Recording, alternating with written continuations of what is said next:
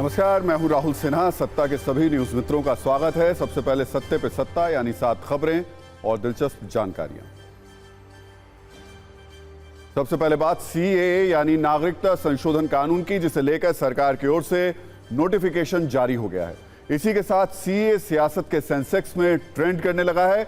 इसे मुस्लिम विरोधी कानून बताया जा रहा है, लेकिन आज हम आपको सीएए पर सत्ता की गहरी कुंजी दिखाएंगे जो बहुत सारे लोगों का भ्रम दूर कर देगी।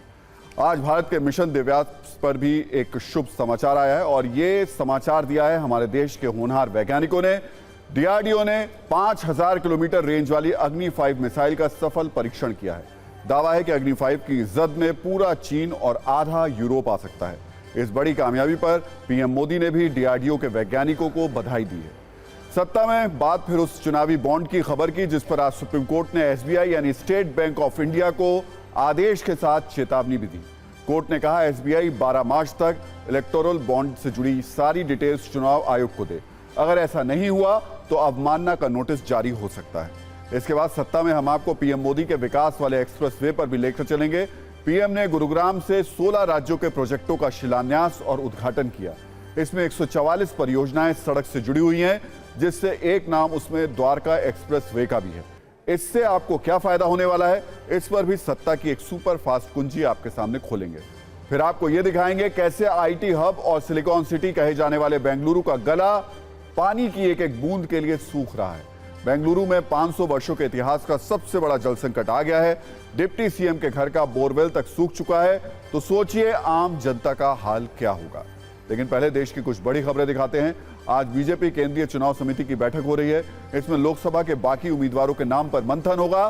सूत्रों के अनुसार दावा है कि बीजेपी की दूसरी लिस्ट में 150 नाम तय हो सकते हैं। और एक बड़ी खबर मध्य प्रदेश से भी, जहां ज्ञानव्यापी मस्जिद की तरह धार बोधशाला का भी सर्वे होगा। मध्य प्रदेश हाईकोर्ट की इंदौर बेंच ने आज इस पर बड़ा आदेश दिया है। कोर्ट ने एसआई को 5 एक्सपर्ट्स की टीम बनाने को कहा है, जिसे 6 हफ्ते में रिपोर्ट कोर्ट को सौंपनी होगी। तो सत्ता की शुरुआत करते हैं 1 मिनट के सीए वाले वीडियो ट्रेलर से।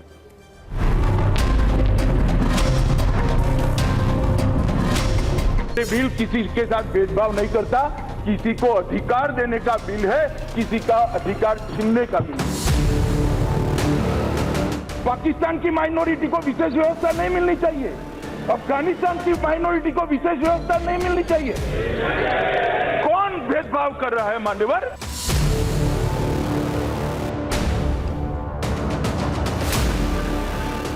सिटीजनशिप अमेंडमेंट एक्ट किसी की भी नागरिकता छीनने के लिए नहीं। तुष्टीकरण की राजनीति कांग्रेस को रोकती थी, हमने सीएए का फैसला किया। सीएए देश का कानून है, इसको कोई रोक नहीं सकता और हम सीएए को लागू कर रहे हैं। तो सत्ता की शुरुआत आज की सबसे बड़ी खबर से करते हैं। करीब 8 वर्षों के इंतजार के बाद आज केंद्र सरकार ने नागरिकता संशोधन कानून लागू कर दिया। 2016 में पहली बार संसद में नागरिकता संशोधन विधेयक पेश किया गया था, जिसके बाद 2019 में दोनों सदनों से पास होने के बाद यह कानून तो बन गया था, लेकिन लागू नहीं हो पाया था। पर 2024 के लोकसभा चुनाव की तारीखों के ऐलान से पहले केंद्र सरकार ने सीए लागू करने का नोटिफिकेशन जारी कर दिया। इस नोटिफिकेशन में 4 मुख्य बातें कही गई हैं, वो आपको बता देते हैं, फिर आगे इसकी विस्तृत कुंजी खोलेंगे। इसमें कहा गया है कि सीए पुनर्वास और नागरिकता की कानूनी बाधाओं को दूर करता है। सीए से दशकों से पीड़ित शरणार्थियों को सम्मानजनक जीवन मिलेगा, यह भी नोटिफिकेशन में लिखा हुआ है। तीसरी बड़ी बात यह कही गई है कि नागरिकता अधिकार से पीड़ित शरणार्थियों के सांस्कृतिक सामाजिक पहचान की रक्षा होगी। इससे आर्थिक, व्यावसायिक, फ्री मूवमेंट, संपत्ति खरीदने जैसे अधिकार सुनिश्चित होंगे। इसे और स्पष्ट रूप से समझने के लिए सत्ता की वो कुंजी खोलते हैं जिसमें सीए की पूरी एबीसीडी है। नागरिकता संशोधन 2019 में 3 देशों के प्रवासियों को भारत में नागरिकता देने का प्रावधान किया गया है। ये देश हैं पाकिस्तान, बांग्लादेश और अफगानिस्तान। जिन गैर मुस्लिम अल्पसंख्यकों को भारत की नागरिकता दी जानी है, उसमें हिंदू, सिख, बौद्ध, जैन, पारसी और ईसाई धर्म के वो लोग शामिल हैं जो अपने मुल्क में धार्मिक तौर पर प्रताड़ित रहे हैं।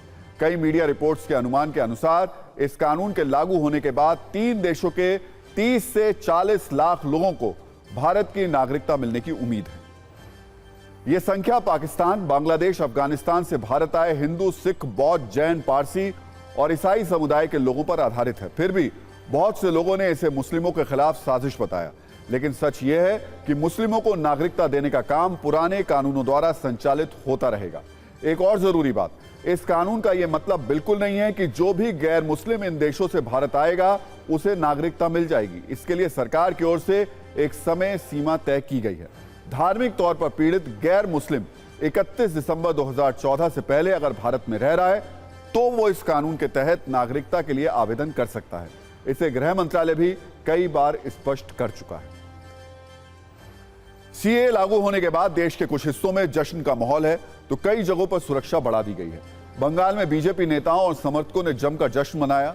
सीएए पर नोटिफिकेशन जारी होते ही बंगाल में बीजेपी नेताओं ने एक दूसरे को मिठाई खिलाई, जबकि कानून व्यवस्था में किसी तरीके की परेशानी ना हो इसके लिए दिल्ली में सुरक्षा बढ़ा दी गई है।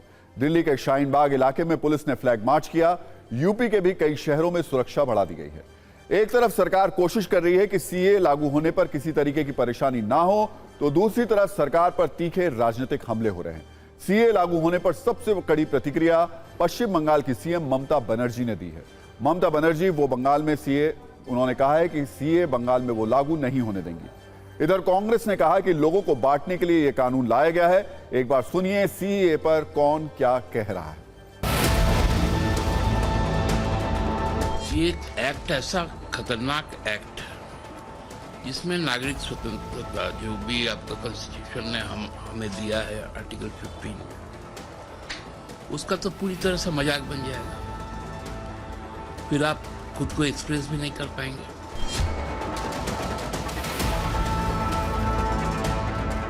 ये एक्ट इसलिए है कि बहुत सारे कंट्रीज में हमारे जो भारतीय समुदाय के लोग हैं वो माइनॉरिटी में रहते हैं और अगर से वो शिफ्ट करते हैं इंडिया में तो उनको अपनी सिटीजनशिप देना चाहिए। ऐसे ही है तो इसमें किसी को बाहर निकालने की कोई सवाल नहीं है।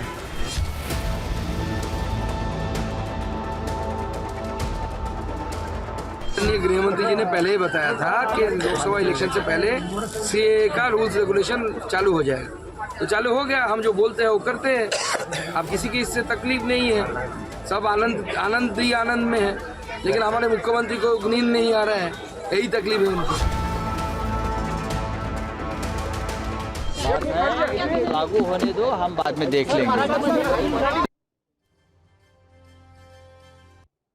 और पश्चिम बंगाल की मुख्यमंत्री ममता बनर्जी ने कहा यह फैसला चुनाव को देखते हुए लिया गया है। बीजेपी पूरे मामले में राजनीति कर रही है। पहले मेरे को रूल्स देखने दीजिए। I am just watching the notification. Rules notification में अगर हम देखेंगे कि ये डिप्राइव कर रहा है लोगों का अधिकार को, तो हम उसको खिलाफ में लड़ेंगे। हम पहले हमको देखने दीजिए। I am watching. हम जब रूल्स निकालेंगे हम उसको स्टडी करके जो बताना है कल बताएंगे। लेकिन मैं आज बोल दिया कि एक बीजेपी का इलेक्शन पब्लिसिटी है, नथिंग इज देयर। विपक्ष से इतर बीजेपी कह रही है कि मोदी सरकार ने अपनी गारंटी पूरी की, जो कहा था वो किया, जबकि असम की पार्टी AIUDF ने इसका विरोध किया है। राजनीतिक दृष्टि से देखने वालों के अपने अपने नजरिया है, इसमें मैं कुछ नहीं कहूँगा। पर देश के हित में क्या बेहतर हो सकता है, सरकार हमेशा सोचती है और कोशिश करती है कि देश के हित में ऐसे फैसले जिसके माध्यम से जनता को लाभ हो, ये सुनिश्चित करती है। AIUDF का मानना है ये भारत का, हिंदुस्तान का कॉन्स्टिट्यूशन का विरोध है। ये हिंदुस्तान का जो सेकुलरिज्म है इसका विरोध है। हम कभी भी जो शहरियत है इसको मजहब से तकसीम करना AIUDF कभी नहीं मानती। और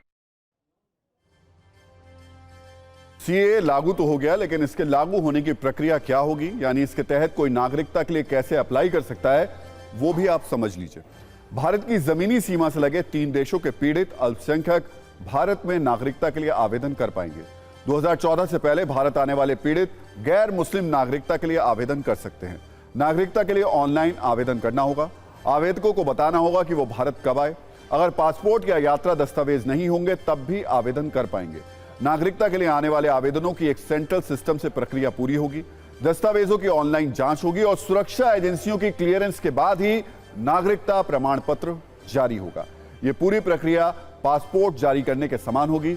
इन सारे कामों के लिए गृह मंत्रालय ने अलग से एक पोर्टल तैयार किया। सीए पर इस वक्त की एक और बड़ी खबर यह है कि केरल के सीएम ने भी सीए को मानने से इनकार कर दिया है। उन्होंने कहा कि सीए सांप्रदायिक तौर पर विभाजनकारी कानून है। तो देखिए, एक तरफ ममता बनर्जी ने इसका विरोध किया, कांग्रेस की तरफ से विरोध के सुर सुनाई दे रहे हैं और अब केरल के मुख्यमंत्री ने भी कहा है कि सीए सांप्रदायिक रूप से विभाजनकारी कानून है। तो दरअसल जिस कानून के आधार पर भ्रम फैलाकर वर्ष 2019 में एक आंदोलन खड़ा किया गया, आज उस कानून को लेकर एक तथ्य हम फिर से अपने न्यूज मित्रों को बताना चाहेंगे और यह बात सबको नोट कर लेनी चाहिए कि सीए नागरिकता लेने नहीं बल्कि नागरिकता देने का कानून है। फिर भी कुछ लोगों ने नफे नुकसान के मुताबिक अपने अपने तरीके से इसके सच को जनता के बीच तोड़ मरोड़ कर पेश किया। आज हमने उस पर भी एक चार्ट बनाया है। सच यह है कि नागरिकता संशोधन कानून से किसी की भी नागरिकता नहीं जाएगी, लेकिन भ्रम फैलाया गया कि सीए नागरिकता छीनने का कानून है। सच यह है कि इस कानून के जरिए 3 देशों के आए गैर मुस्लिम अल्पसंख्यकों को नागरिकता मिलेगी, लेकिन भ्रम यह फैलाया गया कि भारत से कुछ विशेष वर्ग के लोगों को निकाल दिया जाएगा। सच यह है कि असल में सीए 3 देशों के गैर मुस्लिम अल्पसंख्यकों को नागरिकता देने के लिए लाया गया है, लेकिन भ्रम फैलाया गया यह देश से कुछ मुस्लिमों को निकालने की साजिश है। अब आपको इस नागरिकता संशोधन कानून की पूरी क्रोनोलॉजी भी दिखा देते हैं। आखिर इसकी शुरुआत कब और कैसे हुई और 8 साल की पूरी क्रोनोलॉजी क्या रही। नागरिकता संशोधन बिल पहली बार 2016 में लोकसभा में पेश किया गया था। यहां से तो यह पास हो गया, लेकिन राज्यसभा में अटक गया। बाद में इसे संसदीय समिति के पास भेजा गया और फिर चुनाव आ गए। दोबारा चुनाव के बाद 2019 में फिर से मोदी सरकार बनी, जिसके बाद दिसंबर 2019 में इसे लोकसभा में फिर से पेश किया गया। इस बार यह बिल लोकसभा और राज्यसभा दोनों जगह से पास हो गया और राष्ट्रपति की मंजूरी मिलने के बाद जनवरी 2020 में यह कानून बन गया। हालांकि सरकार इस कानून को लागू करने के लिए नियम कायदे बनाने की समय सीमा 8 बार बढ़ा चुकी है, लेकिन आज मोदी सरकार ने इस पर नोटिफिकेशन जारी कर दिया। सीए से जुड़े नागरिकता के सवाल और समाधान अपनी जगह है, लेकिन सीए पर हाई वोल्टेज पॉलिटिक्स इसके नोटिफिकेशन आने के साथ ही शुरू हो गई है। विपक्ष और सरकार के बीच सीए को लेकर हिंदू मुस्लिम वाला सियासी मैदान सज गया है। आने वाले दिनों में इसे लेकर ध्रुवीकरण की राजनीति जोर शोर से होगी। विपक्ष इसकी टाइमिंग को लेकर आरोप लगा रहा है और इस पर उसने कड़ी सियासी पोजीशन ले ली है। अब देखना यह है आगे इस पर किस तरीके की जुबानी फायरिंग होती है। और सत्ता में अब बात चुनावी बॉन्ड की करते हैं, जिसमें आज सुप्रीम कोर्ट ने चुनावी बॉन्ड का हिसाब देने के लिए स्टेट बैंक ऑफ इंडिया यानी एसबीआई की अपील को मानने से इनकार कर दिया। सुप्रीम कोर्ट ने एसबीआई को आदेश दिया था कि किस राजनीतिक दल को चुनावी बॉन्ड के जरिए कितना चंदा मिला है, इसकी जानकारी 12 मार्च को चुनाव आयोग को दे, लेकिन एसबीआई ने इतनी जल्दी जानकारी देने से इनकार कर दिया और 30 जून तक का समय मांगा था, यानी चुनाव के बाद तक का समय। लेकिन आज सुप्रीम कोर्ट ने एसबीआई की अपील नहीं मानी और कल तक चुनाव आयोग को सारा हिसाब देने के लिए कहा, जिसे चुनाव आयोग को 15 मार्च तक अपनी वेबसाइट पर सार्वजनिक करने के लिए कहा गया। सुप्रीम कोर्ट का आज का आदेश बहुत साफ शब्द में था। कोर्ट एसबीआई को और समय देने के लिए तैयार नहीं था, लेकिन इस आदेश से पहले एसबीआई की तरफ से खूब दलीलें दी गई। एसबीआई की तरफ से उनके वकील हरीश साल्वे पेश हुए। उन्होंने कहा, हमें आपके आदेश को पूरा करने के लिए कुछ और वक्त चाहिए। उन्होंने आगे कहा कि हमने एक एसओपी बनाई थी, हमारे कोर बैंकिंग सिस्टम में बॉन्ड खरीदने वाले का नाम ना हो। हमें कहा गया था कि इसे गुप्त रखना है। साल्वे ने अपनी बात पर जोर देते हुए कहा कि दान देने वाले और चुनावी बॉन्ड की मैचिंग में परेशानी है, इसलिए ज्यादा समय की जरूरत है। इस पर मुख्य न्यायाधीश ने कहा, आपने पहले कहा था कि चंदा देने वाले की डिटेल सीलबंद लिफाफे में होती है। सभी सील कवर डिपॉजिट मुंबई की मुख्य शाखा में भेज दिए गए। इसके बाद जस्टिस खन्ना ने कहा, आप कहते हैं कि सारी जानकारी एक सीलबंद लिफाफे में होती है, आपको सिर्फ लिफाफा खोलना है और जानकारी दे देनी है। आगे सीजीआई ने फिर कहा कि हमने 15 फरवरी को फैसला दिया था, आज 11 मार्च हो गई है। पिछले 26 दिनों में आपने क्या कदम उठाए, कुछ भी नहीं बताया। आपको जानकारी देनी चाहिए, आपको स्पष्टता दिखानी चाहिए। हरीश साल्वे ने जवाब दिया, हम एफिडेविट दे सकते हैं लेकिन हम आपको नंबर्स की जानकारियां देने की जल्दबाजी में गलती नहीं कर सकते, यही समस्या है। इस पर जस्टिस खन्ना ने कहा, आप कह रहे हैं कि डोनर और किस पार्टी को डोनेशन दिया गया यह जानकारी आप दे सकते हैं, आपकी समस्या सिर्फ दोनों जानकारियों का मिलान करना है। 26 दिन बीत गए हैं, कुछ तो हुआ होगा। यह भी बताया गया कि इन बॉन्ड्स के कुछ नंबर भी हैं। हरीश साल्वे ने तर्क दिया कि ये नंबर गुप्त रखे गए हैं, इन्हें सामने रखने के लिए हर ट्रांजैक्शन को ट्रेस करने की जरूरत होगी। हम कोई गलती करके कोई हंगामा नहीं मचाना चाहते हैं। इस पर जस्टिस खन्ना ने कहा, यहां किसी गलती का सवाल ही नहीं है, आपके पास केवाईसी है, आप देश के नंबर 1 बैंक हैं, हम मानते हैं आप ये संभाल कर करेंगे। इन तर्कों और बहसों के बाद एसबीआई ने कम से कम 3 हफ्ते का समय मांगा, जिसे सुप्रीम कोर्ट ने खारिज कर दिया और कल तक चुनावी बॉन्ड की सारी जानकारी चुनाव आयोग को देने के लिए कहा। कोर्ट ने इस आदेश के साथ ही यह भी जोड़ दिया कि अगर उसके आदेश का पालन नहीं हुआ तो अवमानना का नोटिस जारी किया जाएगा। कुल मिलाकर स्टेट बैंक ऑफ इंडिया को किसी भी हालत में कल चुनावी बॉन्ड की जानकारी देनी होगी और चुनाव आयोग को 15 मार्च तक उसे सार्वजनिक करना होगा। अब इस मामले में एसबीआई के पास ज्यादा विकल्प नहीं है, लेकिन राजनीतिक दलों के पास खूब सारे विकल्प हैं। सुप्रीम कोर्ट के फैसले के बाद विपक्षी दल सोशल मीडिया पर पोस्ट और मेन स्ट्रीम मीडिया में अपने बयानों के जरिए सरकार पर हमला कर रहा है। बीजेपी की तरफ से भी अभी इस पर आधिकारिक रूप से कुछ नहीं कहा जा रहा है। एक बार सुनिए इस मामले में कौन क्या कह रहा है।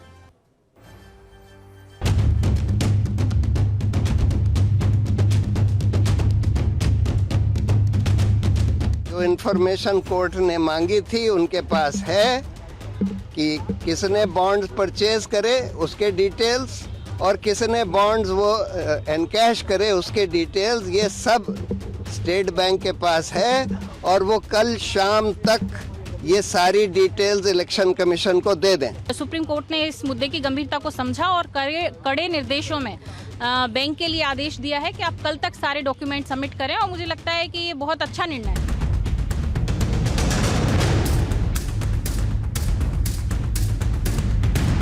क्यों इतना टाइम लगता है? सबका लिस्ट है आपके पास, ये जो को लाखों में है, करोड़ों में है तो बात और है। ये सिर्फ गिने गिने लोग दिए सो है, आप उसका लिस्ट इमीडिएटली कर सकते हो।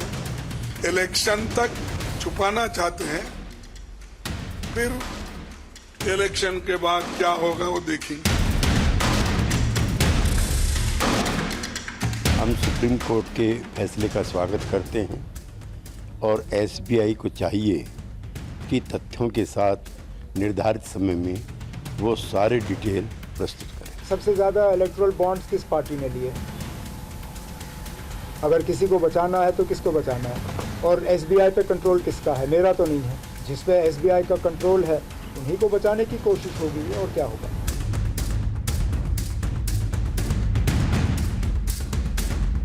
शायद ऐसी पॉलिटिकल पार्टीज़ ने बड़ी बड़ी कंपनियों से चंदा लिया है जिन पॉलिटिकल पार्टियों की सरकारों ने केंद्र में और राज्य में उन कंपनियों और कॉरपोरेट घरानों को फ़ायदा पहुंचाया है। इसीलिए एसबीआई इस इंफॉर्मेशन को देने में घबरा रहा है।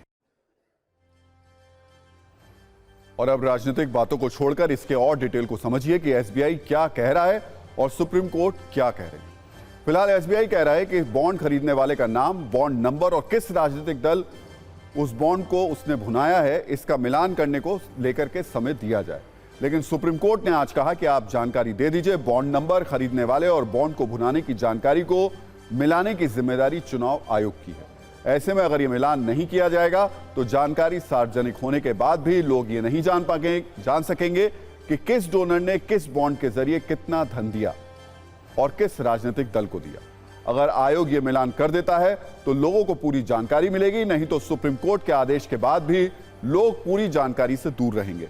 ऐसे में संभावना भी बनती है कि चुनाव आयोग मिलान ना कर पाने की स्थिति में सुप्रीम कोर्ट का रुख करे। एसोसिएशन फॉर डेमोक्रेटिक रिफॉर्म्स यानी एडीआर ने सुप्रीम कोर्ट के आज के फैसले का स्वागत किया है। एडीआर ने कहा कि सुप्रीम कोर्ट के फैसले से पारदर्शिता आएगी।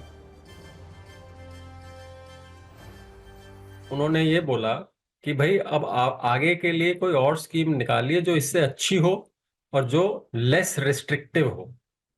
ठीक है, और अब उसके तो बहुत सारे सुझाव हैं, लॉ कमीशन के हैं, इलेक्शन कमीशन के हैं, लेकिन उनके ऊपर को इम्प्लीमेंट तो करता नहीं, क्योंकि पॉलिटिकल विल नहीं है इस चीज में वो लाने के लिए, क्योंकि वो चाहते हैं कि इलेक्शंस के दौरान जो कैश और ब्लैक मनी की जरूरत पड़ती है वो ऐसे ही चलता रहे।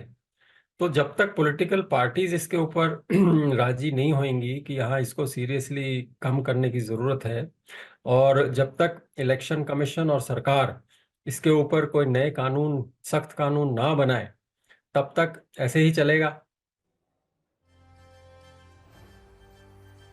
वैसे आपको बता दें कि यह जानकारी पहले से सार्वजनिक है कि किस पार्टी को कितना चुनावी बॉन्ड मिला है, लेकिन किसने किसको चंदा दिया यह जानकारी सार्वजनिक नहीं है। और 15 मार्च को यह जानकारी सार्वजनिक हो उससे पहले आप ये समझ लीजिए कि मार्च 2018 से जनवरी 2024 तक 28,030 चुनावी बॉन्ड बिके।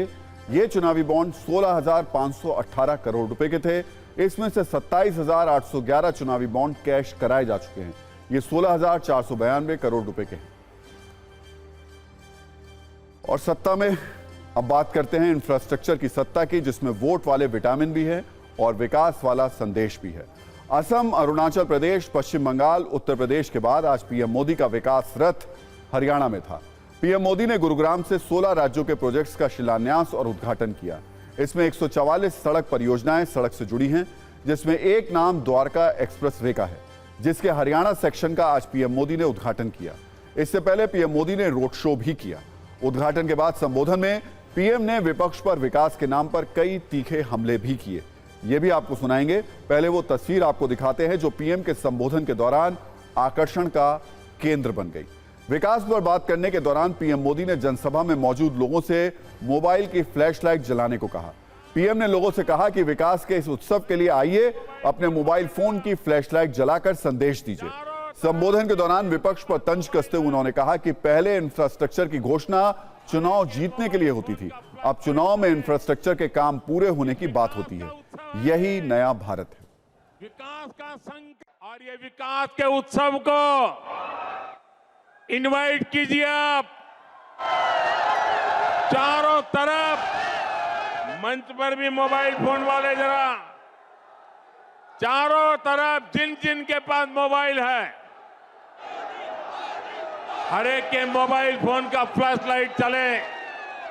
इस विकास का उत्सव है ये, विकास का संकल्प है ये।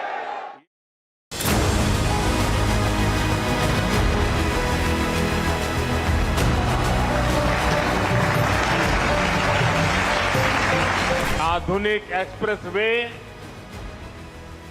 केवल गाड़ियों में ही नहीं, बल्कि दिल्ली एनसीआर के लोगों की जिंदगी में भी गियर शिफ्ट करने का काम करेगा।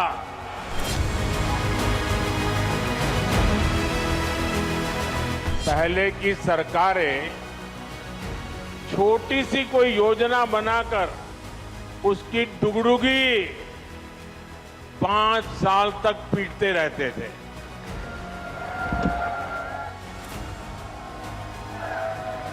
वहीं भाजपा सरकार जिस रफ्तार से काम कर रही है, उसमें शिलान्यास, लोकार्पण के लिए समय कम पड़ रहा है, दिन कम पड़ रहे हैं जी।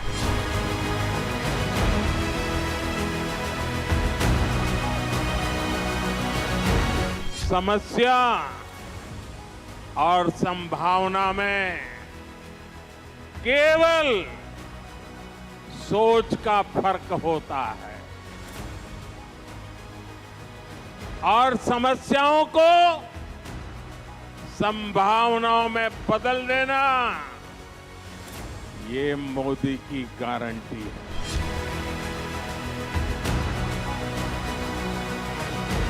इक्कीसवीं सदी का भारत बड़े विजन का भारत है, ये बड़े लक्ष्यों का भारत है। आज का भारत प्रगति की रफ्तार से कोई समझौता नहीं कर सकता। 10 वर्षों में देश इतना बदल गया, लेकिन कांग्रेस और उसके दोस्तों का चश्मा नहीं बदला। इनके चश्मे का नंबर अभी भी वही है, ऑल नेगेटिव, ऑल नेगेटिव। आज पीएम मोदी ने कुल 1 लाख करोड़ की विकास परियोजनाओं का उद्घाटन और शिलान्यास किया। पीएम मोदी ने खुद बताया कि साल 2024 के 3 महीने में अब तक 10 लाख करोड़ रुपए की ऐसी परियोजनाओं का शिलान्यास और लोकार्पण हो चुका है। ये उन प्रोजेक्ट्स के आंकड़े हैं जिनमें पीएम मोदी खुद शामिल रहे। इसके अलावा बीजेपी के मुख्यमंत्रियों और मंत्रियों ने भी विकास परियोजनाओं का शिलान्यास और लोकार्पण किया है। द्वारका एक्सप्रेसवे का जिक्र करते हुए पीएम ने कहा, ये इससे हरियाणा और दिल्ली की दूरी और भी कम हो जाएगी। सिर्फ 40 सेकंड में आपको बताते हैं कि द्वारका एक्सप्रेसवे कितना खास है। यह देश का पहला एलिवेटेड अर्बन एक्सप्रेसवे है। यह 8 लेन वाला देश का पहला सिंगल पिलर फ्लाईओवर है। 29 किलोमीटर लंबे एक्सप्रेसवे को बनाने में 9,000 करोड़ रुपए खर्च हुए हैं। इसका 19 किलोमीटर हिस्सा हरियाणा में और 10 किलोमीटर का हिस्सा दिल्ली में है। आज पीएम ने एक्सप्रेसवे के इसके हरियाणा सेक्शन का उद्घाटन किया, जो 4100 करोड़ रुपए में तैयार हुआ है। इसके बनने से दिल्ली से गुरुग्राम की दूरी 30 मिनट कम हो गई है, जबकि द्वारका से मानेसर की दूरी भी 15 मिनट कम हो गई। द्वारका एक्सप्रेसवे को आज प्रधानमंत्री नरेंद्र मोदी ने उद्घाटन के बाद आम लोगों के लिए भी खोल दिया है और आप देख सकते हैं कि किस तरह से गाड़ियां अब इस पे जानी शुरू हो गई है। एक बड़ी सुविधा दिल्ली एनसीआर के लाखों लोगों के लिए, क्योंकि उन्हें हर रोज दिल्ली से गुरुग्राम या गुरुग्राम से दिल्ली आने में जाम का सामना करना पड़ता था। कुल 29 किलोमीटर के इस एक्सप्रेसवे से बड़ी सुविधा होने वाली है, जाम की समस्या से निजात मिलने वाली है और सबसे अत्याधुनिक तकनीक से इस एक्सप्रेसवे को बनाया गया है, जिसे कि आज प्रधानमंत्री नरेंद्र मोदी ने देश को समर्पित किया है। अब यहाँ से हम लोग एयरपोर्ट जाते हैं तो बहुत टाइम लगता है, तो होपफुली यहाँ से जाने में अब हम लोगों को टाइम बहुत कम लगेगा। 8 लेन है, सबसे बड़ी खासियत उसकी ये है। दिल्ली के लिए सर कनेक्टिविटी इतनी इजी हो गई कि मतलब बस दिल बाग बाग हो रहा है। पहले ट्रेवल में जो समय लगता था 2 से 2.5 घंटा लग जाता था, अपने अगर गुड़गांव से चले तो पूरा जाम होता था। अब कम से कम 15-20 मिनट पहुंच जाएंगे। एक्सप्रेस खुल जाने से जो लोड है NH8 का और ये अब डिवाइड हो जाएगा, तो इस पे भी लोड कम हो जाएगा, उस पे भी कम हो जाएगा। यहाँ से मात्र 15 से 20 मिनट में आप दिल्ली पहुँच जाओगे। और अब बात करते हैं मुंबई के कोस्टल रोड प्रोजेक्ट की, जो विकास की दूसरी वीडियो कुंजी है। महाराष्ट्र के मुख्यमंत्री एकनाथ शिंदे ने आज मुंबई कोस्टल रोड के पहले चरण की शुरुआत की। मुंबई कोस्टल रोड की कुल लंबाई करीब 29 किलोमीटर है। आज पहले फेज में लगभग 10 किलोमीटर की शुरुआत की गई है। यह मुंबई वालों के लिए कितनी बड़ी राहत है। सोचिए, पहले वर्ली से मरीन ड्राइव तक जाने में 40 मिनट लगते थे, अब सिर्फ 9 से 10 मिनट में यह सफर तय किया जा सकता है। सिर्फ कम ट्रैफिक और कम दूरी वाली सुविधा नहीं है, बल्कि कोस्टल रोड का एक हिस्सा समंदर के अंदर भी बनाया गया है। यह देश की पहली सड़क है जो समुद्र के अंदर भी है। कोस्टल रोड का पूरा काम मई 2024 में पूरा हो जाने की उम्मीद है। प्रोजेक्ट की कुल लागत 13,898 करोड़ रुपए है। अब तक 9,383 करोड़ रुपए का काम किया जा चुका है। और अब सत्ता में हमारे न्यूज मित्रों के लिए एक पहेली है। आज हम आपको एक शहर के बारे में बताने जा रहे हैं, जिसके बारे में आपको यह बताना है कि इस शहर का नाम क्या है। वैसे आपके लिए कुछ संकेत हैं। यह एक महानगर है और इसे भारत की सिलिकॉन वैली भी कहा जाता है। लेकिन 1.25 करोड़ की आबादी वाले इस शहर की मौजूदा स्थिति बहुत ही चिंताजनक और डराने वाली है। यहां बड़ी बड़ी बहुमंजिला इमारतें हैं, लेकिन इन मल्टी स्टोरी बिल्डिंग्स में रहने वाले लोगों को यह कहा गया है कि वो सिर्फ आधी बाल्टी में नहाएं और आधी बाल्टी पानी का इस्तेमाल टॉयलेट के दूसरे कामों के लिए करें। दावा यहां तक है कि इस शहर की कुछ बड़ी बड़ी इमारतों में रहने वाले कुछ लोग अपने घरों में नहीं बल्कि मॉल जाकर टॉयलेट का इस्तेमाल कर रहे हैं। इस शहर में पीने के पानी की गाड़ी धोने पर या फिर गाड़ी धोने पर 5,000 रुपए का जुर्माना लगा दिया गया अगर आप पीने के पानी से गाड़ी धोते हैं। और इतना ही जुर्माना गार्डन में पौधों को सींचने के लिए पानी के इस्तेमाल करने पर भी है। इस शहर में सभी स्कूल, कॉलेज और कोचिंग सेंटर बंद कर दिए गए हैं। अगर कोचिंग सेंटर छात्रों को पढ़ा भी रहे हैं तो सिर्फ ऑनलाइन क्लासेस के जरिए। इस शहर में मकान बनवाने पर भी फिलहाल रोक लगा दी गई है। और सबसे बड़ी और चौंकाने वाली बात यह कि यह शहर जिस राज्य में बसा है उसके उप मुख्यमंत्री के घर का बोरवेल भी सूख चुका है। हमें उम्मीद है अब तक आप इस शहर का नाम समझ गए होंगे और अगर अभी भी कोई संदेह है तो उसे हम दूर कर देते हैं। ये वो बेंगलुरु है जिसे आईटी हब कहा जाता है, लेकिन आज यही बेंगलुरु बूंद बूंद के लिए तरस रहा है। नित्य कर्मों की शुरुआत से रात में गला तर करके सोने तक हम सभी को पानी की बहुत ही आवश्यकता होती है, फिर चाहे वो दिल्ली हो, नोएडा हो या कोई भी जहां रहने वाला शख्स हो या बेंगलुरु में रहने वाला कोई इंजीनियर हो। इसलिए इस खबर को बेंगलुरु या दक्षिण के एक शहर की खबर समझने की गलती बिल्कुल भी मत करिएगा। यह खबर बेंगलुरु की नहीं बल्कि उस पानी की है जिस पर आप और हम अपना असीमित अधिकार समझकर बेहिसाब बहाए जा रहे हैं, और उसी पानी के लिए बेंगलुरु बहुत ज्यादा प्यासा है। इसलिए बेंगलुरु के जल संकट वाली इस खबर को बहुत ही ध्यान से देखिएगा। वैसे आप लोगों के मन में एक सवाल यह होगा कि बेंगलुरु की आखिर ऐसी हालत हो कैसे गए। अगर सरकारी भाषा में कहा जाए तो इस जल संकट के लिए बहुत आसानी से गर्मी को जिम्मेदार बताया जा सकता है, लेकिन असल में सच कुछ और है, और यह सच आपके उन शहरों पर भी लागू होता है जहां विकास के नाम पर कंक्रीट के बड़े बड़े जंगल तो खड़े होते जा रहे हैं, लेकिन मूलभूत जरूरतों की कमी भी साथ साथ हो रही है। दरअसल पूरे बेंगलुरु के अंदर करीब 14,700 बोरवेल हैं, और इनमें से 6,997 यानी कि करीब 47% बोरवेल या तो पूरी तरह सूख चुके हैं या फिर उस कगार पर है। इस वजह से बेंगलुरु के इन बोरवेल में ग्राउंड वाटर सैकड़ों फीट नीचे चला गया है, और यही वजह है कि बेंगलुरु 500 वर्षों के इतिहास में पानी की एक एक बूंद के लिए इस तरीके से तड़प रहा है। अब बेंगलुरु में पानी की कमी को टैंकरों के जरिए पूरा किया जा रहा है। 50 किलोमीटर की दूरी के बाद टैंकर पानी लेकर अलग अलग इलाकों में पहुंच रहे हैं, और इसी वजह से इस टैंकर की कीमत भी 3 गुना हो गई है। यानी पानी का जो टैंकर पहले 500 से 700 रुपए में मिल जाता था, अब वो 2,000 रुपए का हो गया। दरअसल बेंगलुरु शहर पानी के लिए कावेरी नदी के ऊपर निर्भर है। कावेरी नदी से बेंगलुरु को हर दिन 145 करोड़ लीटर पानी मिलता है, लेकिन इतने पानी से भी बेंगलुरु की प्यास पूरी तरह नहीं बुझती, क्योंकि बेंगलुरु को एक दिन में 168 करोड़ लीटर पानी की जरूरत है, और इस कमी को पूरा करते हैं बेंगलुरु के बोरवेल, जिनसे करीब 55 करोड़ लीटर पानी मिलता है, और यही बोरवेल अब सूख चुके हैं। इस वजह से बेंगलुरु में रोज करीब 20 करोड़ लीटर पानी की कमी हो रही है। इसकी बड़ी वजह है बेंगलुरु की आबादी। वर्ष 2011 तक बेंगलुरु की आबादी 95 लाख के आसपास थी, जो अब 1.25 करोड़ के करीब पहुंच रही है। अब जब आबादी बढ़ेगी तो उसके रहने के लिए मकान बढ़ेंगे, बड़ी बड़ी इमारतें बनेंगी, और बस यहीं से शुरू होता है बेंगलुरु का असली संकट। बेंगलुरु के इंडियन इंस्टीट्यूट ऑफ साइंस के मुताबिक वर्ष 1961 में बेंगलुरु में 262 झीलें थी, और उसके करीब 70% हिस्से में हरियाली थी। इसलिए उस दौर में बेंगलुरु को गार्डन ऑफ लेक सिटी भी कहा जाता था। लेकिन वर्ष 2020 में बेंगलुरु में हरियाली वाला आंकड़ा 3% से भी कम हो गया, जबकि 94% हिस्से पर कंक्रीट के जंगल यानी बड़ी बड़ी इमारतें, दफ्तर और मल्टी स्टोरी बिल्डिंग वाले मकान बना दिए गए। लेकिन यहां आलीशान इमारतें जितनी तेजी से बढ़ती चली गई, ग्राउंड वाटर उतनी ही तेजी से नीचे भी जाता गया, और अब रही सही कसर कमजोर मॉनसून और गर्मी ने पूरी कर दी है, जिससे बेंगलुरु का गला अब सूख रहा है। तो देखिए, सत्ता में आज का टाइम खत्म हो गया, लेकिन अपने सभी न्यूज मित्रों से हमारी वही न्यूज रिक्वेस्ट है कि सत्ता की न्यूज रील्स को ज्यादा से ज्यादा शेयर करें और अपने सुझाव हमें व्हाट्सएप जरूर करें।